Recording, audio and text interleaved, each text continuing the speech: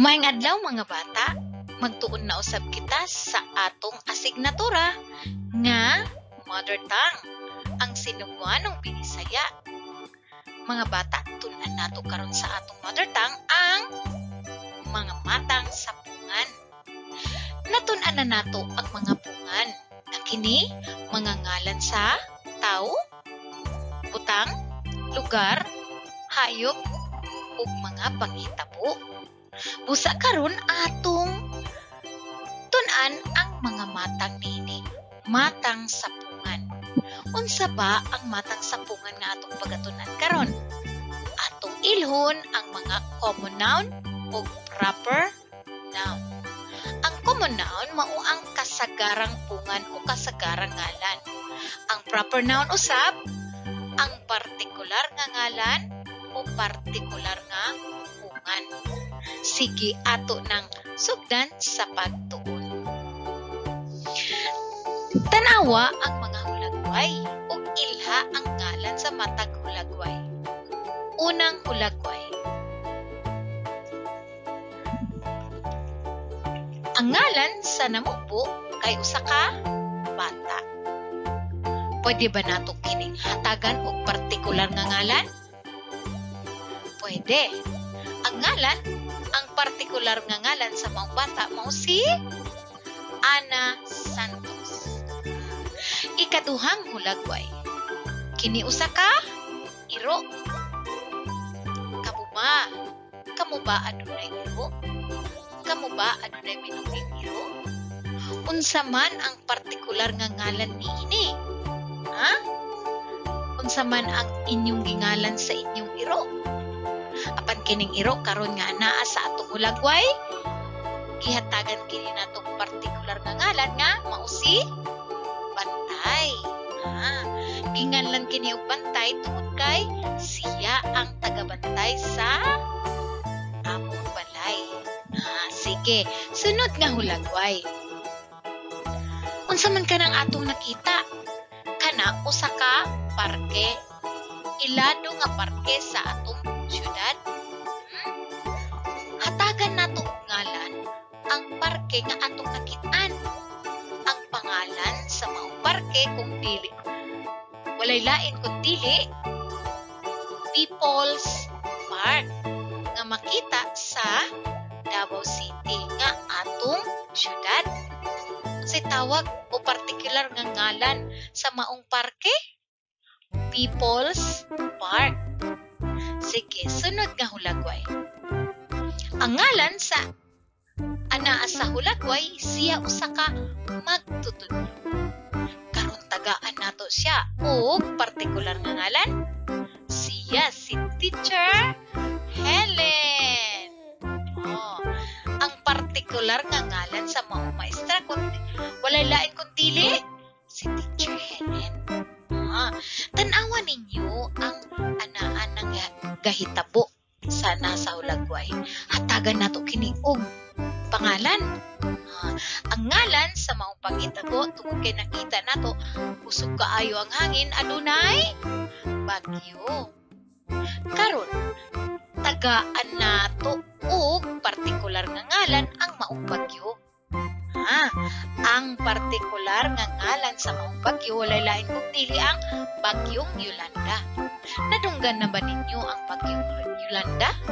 Sa kini ka makusog nga bagyo kung diin daghan mga tao ang nabiktima niini.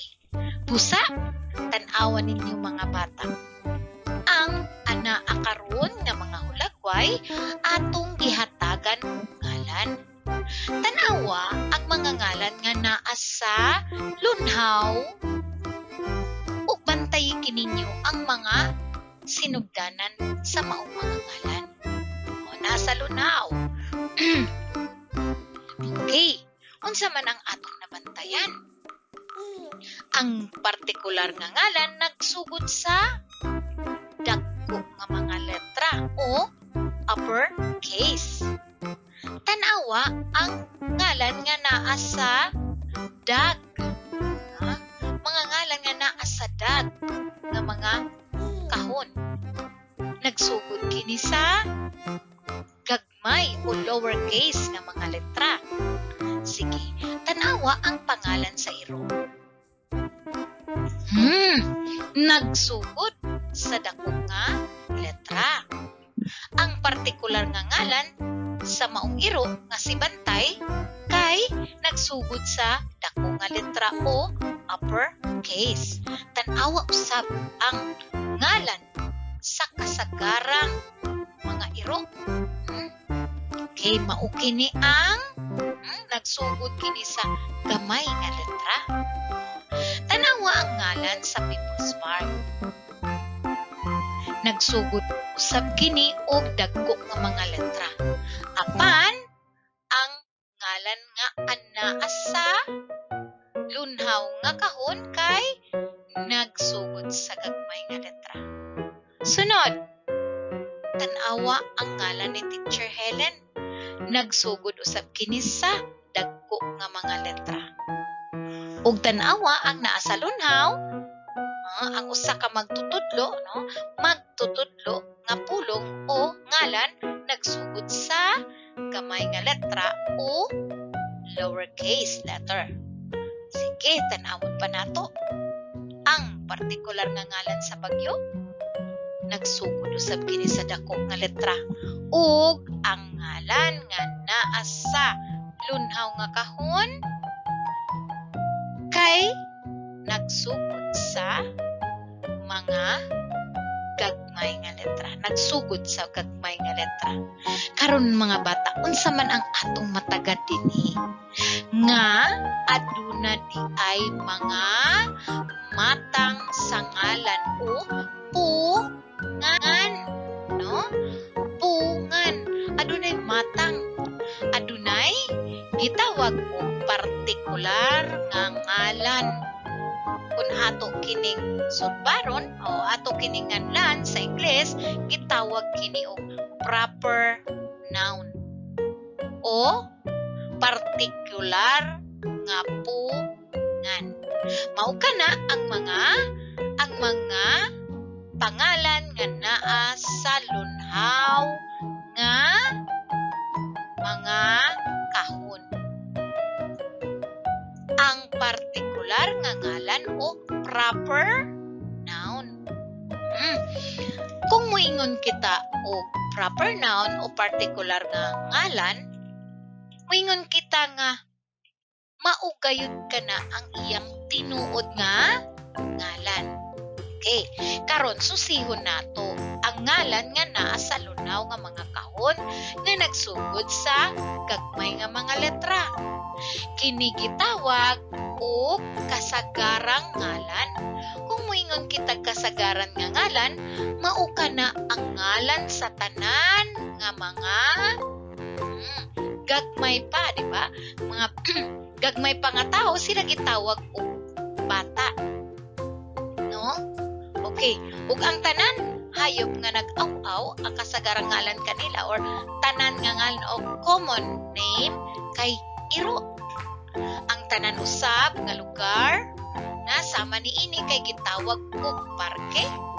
Ang tanan usab nga nagatudlo gitawag og magtutudlo.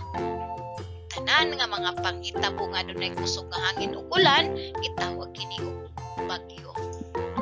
Kini sila nga mga pangalan nga naa sa lunaw nga nagsugod sa gagmay nga letra, sila ang gitawag og kasagaran nga pungan o common noun. Sa daw kato mga bata? Common noun. Apan kining naa dinhi sa lunhaw nga mga kahon nga nagsugod sa dagko nga mga letra, sila gitawag og proper noun. Okay.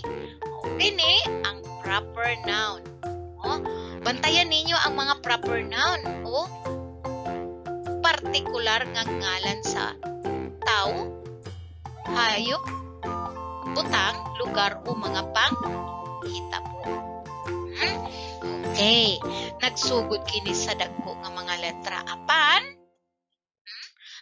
ang mga mga kasagarang ngalan o common noun kay nagsugod sa gagmay nga mga letra. Unsay atong matagad dinhi angay natong hinumduman ang angay natong hinumduman ang nagsugod sa dagko nga letra ug nagsugod sa gagmay nga mga letra. So maggamit nato dinhi mga bata ang uppercase ug lower case letter. Sige, ania na karon ako nang ipaila-ila ang mga matang sapungan. Una, mao ang kasagarang pungan o common noun. Ug ang ikaduha, wala lain kung dili ang partikular nga pungan o proper noun. Sige, ang mga pananglitan. Bata. Bata, kasagarang pungan o common noun. Tagaan nato kining partikular nga pungan. Kaganina sa atong nakita nga partikular nga ngalan sa maong bata kay Ana Santos. O ang tinuod nga ngalan sa maong bata kay si Ana Santos. Iro, sa bakat to ang partikular nga ngalan niya? Bantay. Parke. Gipakita ni teacher sa inyo ang parke nga sikat dinhi sa atong syudad. Ang People's Park. Sunod, magtutudlo. Tagaan nato kining partikular nga ngal. Kinsa ba nga magtutudlo ang inyong giingon? Wala lain kung dili si Teacher Helen ang inyong magtutudlo. Next, sunod, bagyo. Maghatag kag partikular nga ngalan sa bagyo. Ang maong bagyo, walay lain kung dili ang bagyong Yolanda. Mga bata, ang atong matagan dinhi nga aduna di ay mga matang sapungan nga kinahanglan atong mailhan. No? Mailhan nato nga aduna di ay mga kasagarang pungan o partikular nga pungan nga ang kasagaran nga pungan mao kana ang common name o common noun. No? Nga mao kana ang tawag sa tanan, no? Kay tawag sa tanan ug ang partikular nga pungan mao ang proper noun nga mao gyud ang partikular nga ngalan niini, no? Partikular gayud nga ngalan. Okay. So, karon ato nang ipadayon ang atong mga pagtuon. Unsa ba ang kasagarang pungan o common noun? Ang kasagarang pungan o common noun kay mao kini ang kasagarang ngalan sa tawo, butang, hayop, lugar o panghitabo. Gisulat kini sa gagmay nga mga letra. Sama niini. Ug daghan pa, no? Pwede nato manganlan halimbawa sapatos, mga kasagarang pungan kana. Suga, sa pa. Lolo, lola, tatay, sa pa. Kasagarang ngalan sa hayop. Manok, sa pa. Buaya, sa pagyod. Iring, apan pwede nato kanatagaan o mga partikular nga mga ngalan. Busa, may kita nga ang kasagarang ngalan mao ang tawag sa tanan, mao kanang gitawag common noun. Ang timailan nato nini mao ang pagkasulat niini o ang sinugdanan na kasulat sa gagmay nga letra. Partikular nga pungan o proper noun. Kini ang partikular nga ngalan sa tao, butang, hayop, lugar ug panghitabo. Gisulat kini ug nagsugod sa dagko nga mga letra. Sama sa. Nakita na ninyo kana. Okay. Timan-i ang partikular nga pungan o proper noun nagsugod gayud kini sa mga dagko nga mga letra. Okay, pananglitan. Pangalan, tagaan na itong partikular nga ngalan, ang kasagarang ngalan nga lolo. Lolo Ambo. Lolo Agapito. Halimbawa, doktor. Ang kasagarang ngalan. Tagaan kini natong partikular nga ngalan. Ha? Dr. Reyes. Mao kana ang paghatag o pag-ila sa mga kasagaran nga bungan o partikular nga bungan. Kini ang atong nakita, ang ato lamang matagad nga kung partikular nga bungan o proper noun nagsugod ug nagsugod gayud kini sa dagkog nga mga letra. Okay? Sinisabtan nato, ayaw kini ninyo ikalimti aron dali lamang ninyo maila ug mahatagan og makumpara ninyo ang duha ka matang sa bungan. Aniya na ang atong mga buluhaton. Isulat sa blanco ang proper noun sa mga musunod nga common noun. Okay, sabon. Sige daw. Maghatag ka mo partikular nga ngalan sa sabon. Unsa man ang ngalan anang sabon nga inyong gigamit? Pwede ka mo ingon nga Bioderm, di ba? Safeguard, Lifebuoy. Sa pagyud ang mga ngalan sa mga sabon nga atong gigamit, sabong panglaba, gamit kita og Pride. Mao kana ang usa sa mga halimbawa sa mga particular o proper noun sa sabon. Ikaduha, eskwelahan. Sige daw, maghatag ka mo og mga partikular nga ngalan sa usa ka eskwelahan. Ang atong eskwelahan gitawag og Matina Central Elementary School. Aduna sab sa atong silingan gitawag og Don Manuel Gutierrez Elementary School. Aduna sab Mabini Elementary School. So mao kana ang mga pananglitan. Okay, ikatulo, maestra. Kinsa man ang inyong nailhan nga maestra, isulat ninyo ang partikular nga ngalan. Iro, sige daw, unsay nga partikular nga ngalan sa inyong iro, isulat kini dinhi sa linya. Classmate, di ba? Sa sinugdanan pa sa atong klase, nag-ila-ila na kita. O kinsa man sa inyong classmate, ang partikular nga nahibalan ninyo ang ngalan, no? Sige, isulat kini sa inyong papel. Karon ani apang laing buluhaton.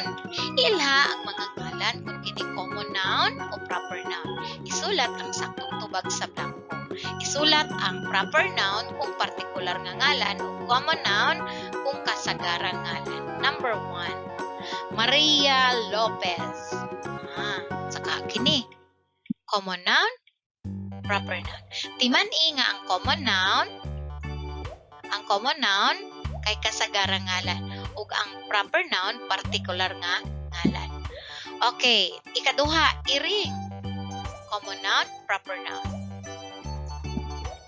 Ikatulo, sapatos.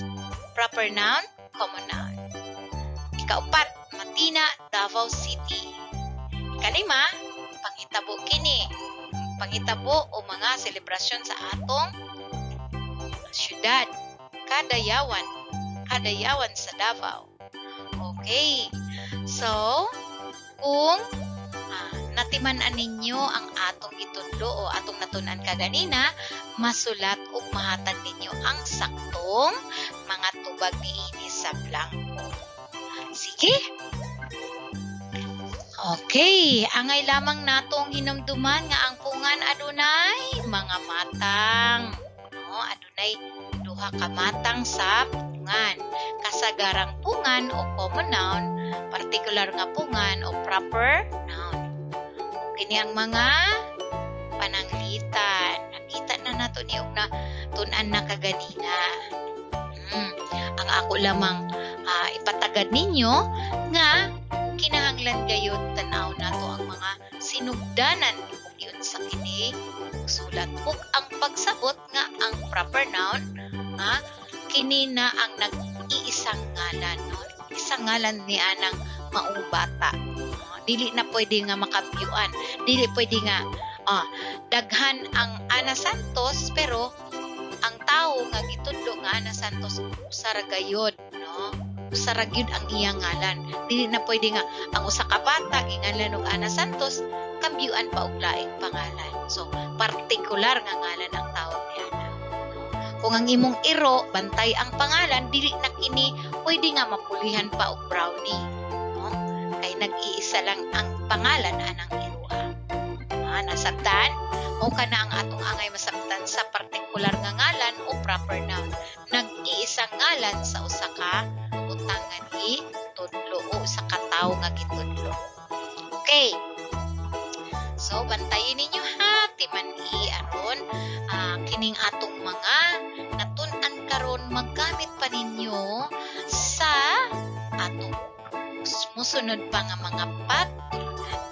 Okay, karon ato nang ihatag ang saktong tubag o mga posibleng tubag sa atong mga buluhaton. Sapon. Sige, kinsa man ang tubag niini? Safeguard. Matod ko pa, matod ni teacher, nga pwede ninyo kining butangan og lain pang pangalan nga inyo nang nailhan. Dili lang kay safeguard lang, di ba? Daghan man ang sabon,